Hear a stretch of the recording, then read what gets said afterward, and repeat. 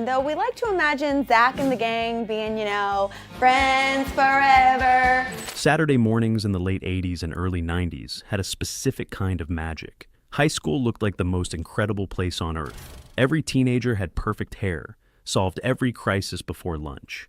And the biggest emergency was whether you'd get asked to the dance. Welcome to Saved by the Bell, the show that premiered in 1989 and convinced an entire generation that being a teenager meant scheme-fueled chaos, where principals were your best friends and timeout could literally freeze time. Zach Morris was the blonde schemer we all wanted to be. Kelly Kapowski made cheerleading look like a legitimate career path. Screech turned social awkwardness into an art form. Today we're breaking down 15 weird facts about the show that owned Saturday mornings and made us believe high school would be way more fun than it actually was. Now, before we dive in, be sure to like and subscribe because it genuinely helps the channel grow. Let's get into it with number 15. Number 15, Screech's robot, Kevin, cost more than most people's cars. Remember Kevin, Screech's walking, talking disaster of a science project? That clunky robot that somehow had more personality than half the supporting characters? Yeah, that wasn't just a prop thrown together by the set department. Kevin was a fully functional robot that cost the production nearly $30,000 in late 1980s money. Think about that for a second. $30,000. That's roughly $70,000 in today's cash, which means Screech was casually rolling around Bayside with the equivalent of a luxury sedan programmed to embarrass him. The irony is beautiful. Here's a show about teenagers with apparently unlimited allowances, and the production spent more on a robot that appeared in maybe 6 episodes than they probably spent on Screech's entire wardrobe for 4 seasons. Dustin Diamond once joked in an interview, "I've done everything I can. I've eaten a lot of steak. I've enjoyed a lot of Guinness." That Kevin got better treatment on set than most of the cast, because damaging an expensive robot meant insurance paperwork, while injuring an actor just meant a phone call to their parents. For Gen Xers, Kevin represented the future we were promised, the robot butler era that never quite materialized. For millennials watching reruns in the 2000s, he was hilariously primitive proof of how far technology had come. We went from being impressed by a rolling trash can that could talk to carrying supercomputers in our pockets. But Kevin remains iconic anyway. The overpriced metallic reminder that Saved by the Bell spared no expense when it came to Screech's humiliation. Number 14, the show was almost called When the Bell Rings. Imagine living in a timeline where Saturday mornings weren't saved by anything, where the cultural phenomenon that defined a generation was called When the Bell Rings. It sounds like a documentary about school schedules, not the teen sitcom that would launch 1,000 imitators and make Time Out a legitimate plot device. NBC went back and forth on the title right up until the final marketing push.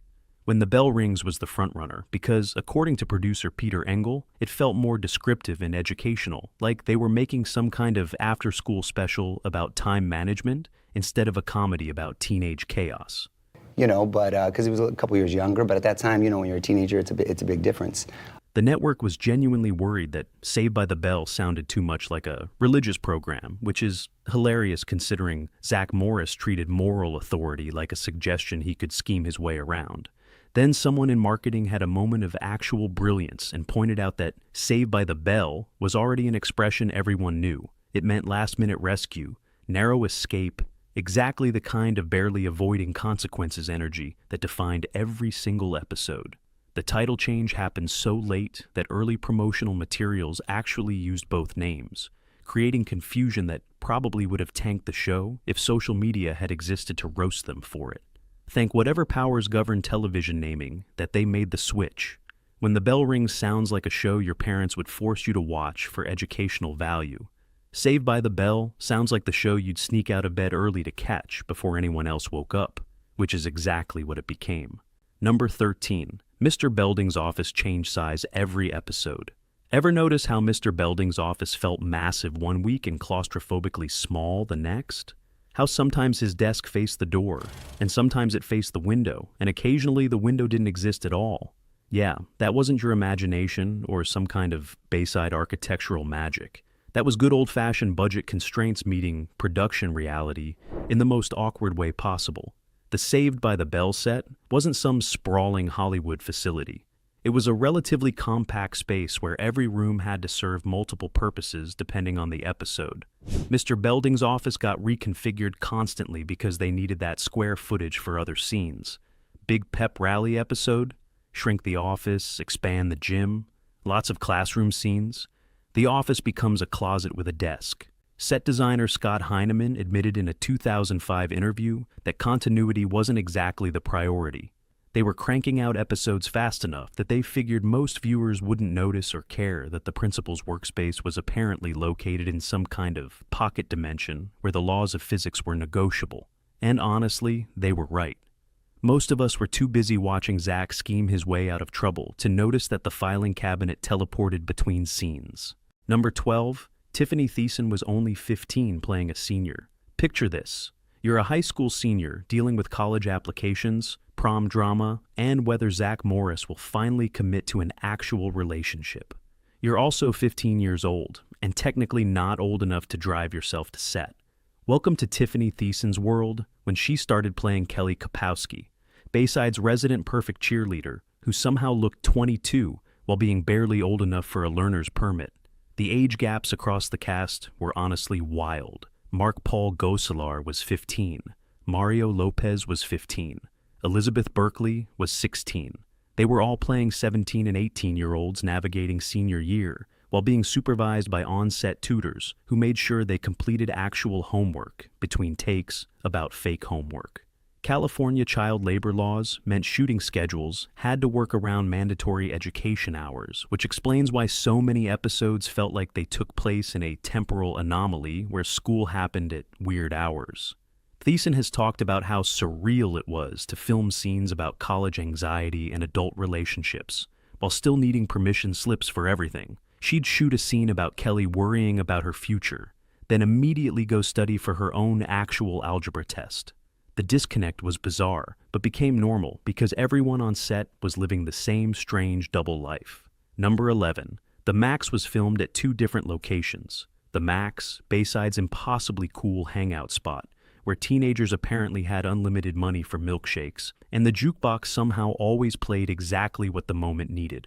That magical diner existed in two completely different physical locations, and the switch happened so abruptly that a continuity went out the window faster than Zach's promises to be faithful to Kelly. The original Max was filmed at a small restaurant in Burbank during the Good Morning Miss Bliss era and early Saved by the Bell episodes. Cozy, intimate, actually looked like a place teenagers might hang out if they had incredibly understanding parents and no curfew.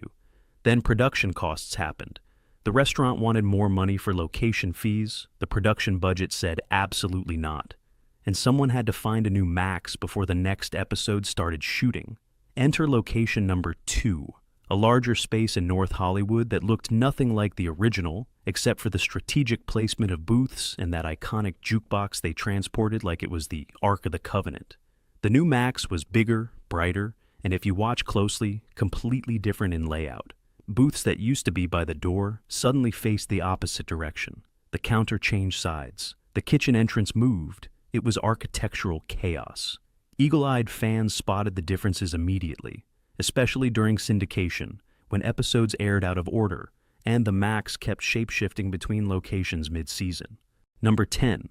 A.C. Slater almost had a different accent. Here's something that would have completely changed Bayside's dynamic. A.C. Slater, the jock with the mullet and the dimples, almost sounded nothing like the character we know.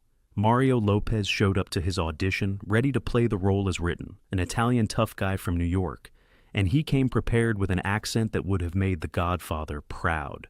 According to Lopez in multiple interviews, he practiced the New York Italian inflection for weeks. He had the attitude, the swagger, the whole East Coast edge ready to go. Then he got into the audition room, started the scene, and the producers looked at each other with that expression that means, we're about to change everything. They stopped him mid-read and basically said, what if you just played yourself? Lopez is from California, speaks with a pretty neutral West Coast accent, and brought natural charm that didn't need any vocal affectation to land. The producers realized they'd written a character based on assumptions about what a jock should sound like, then found an actor who embodied the character better by ignoring half the description. So they rewrote Slater on the spot, kept the wrestling, the varsity jacket, the competitive streak, Drop the accent, the New York backstory, and let Mario Lopez just be himself with slightly more muscles and significantly better hair gel. The change was so last minute that early scripts still referenced Slater's New York origins, creating weird continuity where he'd occasionally mention the East Coast, but sound like he'd never left California. Most viewers never noticed because the character works so well that nobody cared where he was supposedly from. Imagine the alternate timeline, though. Slater, with a thick New York accent, calling Zack Morris in a way that sounds vaguely threatening. It would have been a completely different energy, probably way more antagonistic, definitely less charming. Number 9, Screech's suspenders were a copyright issue. Dustin Diamond's iconic look, the curly hair, the loud prints, and those suspenders that became so associated with Screech that you couldn't imagine him without them, almost didn't happen. The original wardrobe design for Screech included suspenders as a nerdy visual shorthand, but then someone in the legal department noticed that another very famous nerdy character was already rocking that exact look on a different network. Steve Urkel hadn't happened yet, but the wardrobe team was apparently concerned about similarities to other sitcom nerds whose estates or shows might object to the visual overlap. There was a brief panic where they considered dropping the suspenders entirely and going with a completely different aesthetic.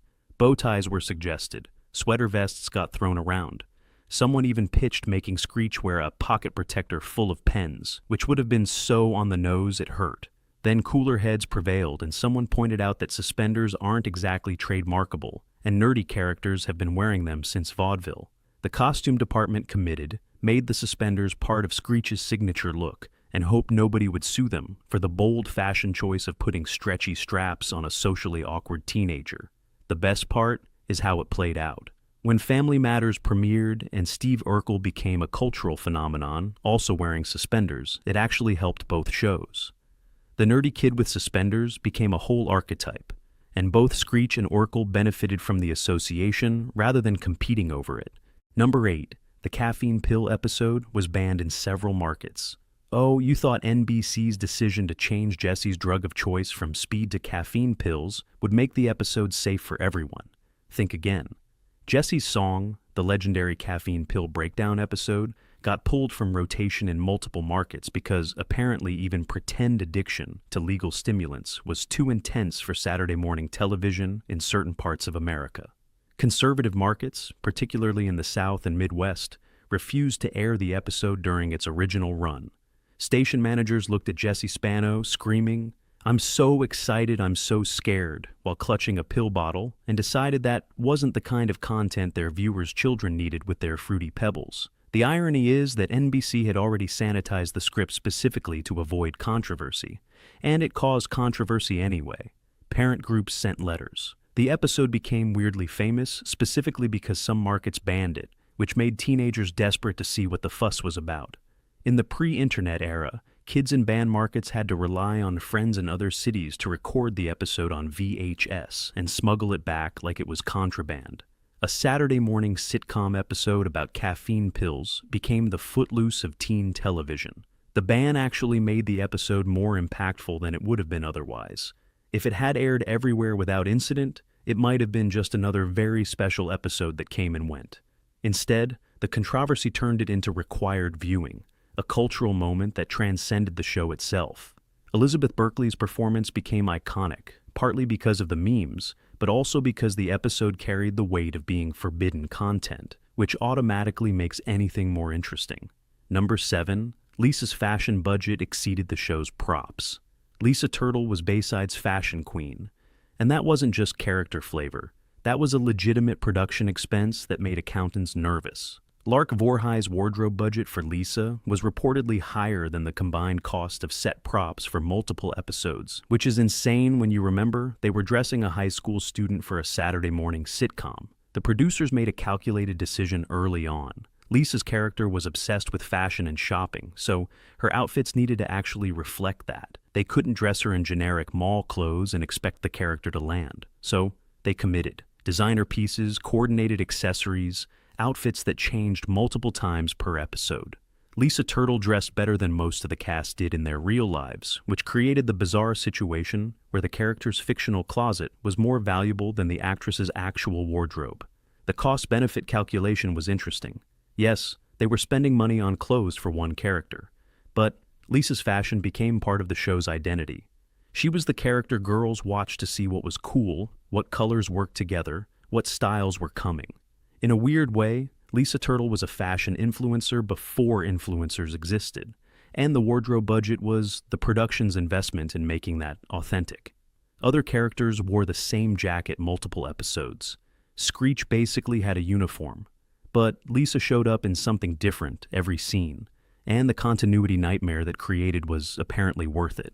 The wardrobe department worked overtime to track what she'd worn when, because heaven forbid Lisa Turtle repeat an outfit like some kind of casual dresser. Number 6, Mark Paul Gosselaar did his own stunts and regretted it. Zach Morris might have been able to freeze time and talk his way out of anything, but Mark Paul Gosselaar learned the hard way that doing your own stunts on a Saturday morning sitcom is a terrible idea when you're the lead, and the entire production schedule depends on your face being camera ready. The episode Running Zack had Gosselaar doing actual track and field stunts, including hurdles and high jump sequences that he insisted on performing himself because he was 16 and thought he was invincible. Halfway through filming, he landed wrong during a high jump attempt, tweaked his ankle, and suddenly the production had a problem.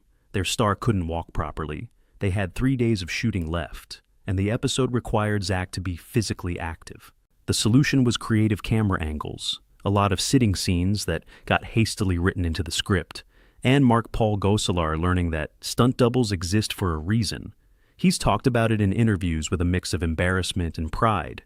Yeah, he got hurt, but he also proved he could actually do the athletic stuff they were showing on screen, which mattered when you're playing a character who's supposed to be good at everything. After that incident, the producers put their foot down. No more stunts for the principal cast, unless absolutely necessary and heavily supervised. They weren't going to risk their shooting schedule because a teenage actor felt like being a hero. Stunt doubles became non-negotiable. And if you watch closely in later seasons, you can spot the moments where someone else's body is doing the physical comedy while a quick cut brings you back to the actor's face. The whole situation was very 90s television. No extensive safety protocols, just teenagers doing somewhat dangerous things until someone got hurt, and then everyone agreed to be more careful. It's amazing any of them made it through the series without serious injury, honestly. Number 5, the lockers were rented from actual high schools. Those iconic Bayside High hallways with the orange lockers that became so synonymous with the show, not custom-built Hollywood magic. Those were real lockers rented from Los Angeles area high schools that were being renovated and needed somewhere to store their old equipment.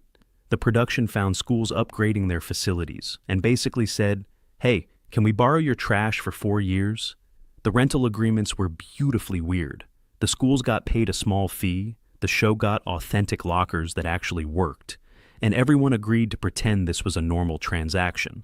Some of the lockers still had residual stickers and dents from actual students, which the set department had to clean and repair to make them look presentable for television. The reason they went this route instead of building fake lockers is pure budget pragmatism. Excuse me, but I think you've made a big mistake.